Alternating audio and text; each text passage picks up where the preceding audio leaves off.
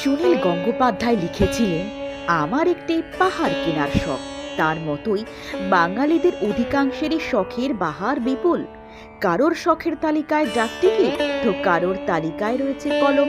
কিন্তু আজ আপনাদের এমন এক মানুষের কথা জানাবো, যার শখের পাহাড় জুড়ে অধিষ্ঠান করছেন সিদ্ধিদাতা। নাম জয়ন্ত চট্টোপাধ্যায়। নিবাস 80/80 শ্রী অরবিন্দ রোড, শালকিয়া, হাওড়া 6। নিজের ছোট্ট 2 কামরার আবাসনে বসবাস করেন তিনি। তবে স্থানীয়দের কাছে তার আবাসন পরিচিত গণেশ বাড়ি নামে, কারণ ঘরের সমস্ত দেওয়াল জুড়ে উপস্থিত রয়েছে শঙ্করপুত্র গণেশ। সিদ্ধিদাতার ছবি দিয়ে নিজের সম্পূর্ণ নিবাস ভরিয়ে তুলেছেন জয়ন্তবাবু। কিভাবে এই শখের সূচনা, শুনে নি তার মুখেই। প্রথমে একজন আমাকে কয়েকটা গণেশ দেয়। সেই গণেশ করতে করতে আস্তে আস্তে গণেশের নানা রকম গণেশ জোগাড় করে আমি শুরু করি। তারপর কালেকশান তো করতে করতে করতে করতে বেড়ে গেছে, গণেশ অনেক হয়ে গেছে। অনেকেই আমার বাড়িটাকে গণেশ বাড়ি বলেই জানে। হ্যাঁ, যদি মানে গণেশ বাড়ি বললেই পরিচিতিটা বেশি আছে যে ওর।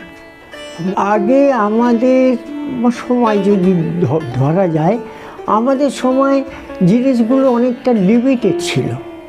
আর এখনকার প্রজন্মের কাছে প্রচুর জিনিস, প্রচুর অ্যামিউজমেন্ট, প্রচুর নিয়ে কাজ করার সুযোগ সুবিধে এগুলো আছে, যার ফলে অনেকে ডাইভার্ট করে সেই সব জায়গায় চলে যাচ্ছে।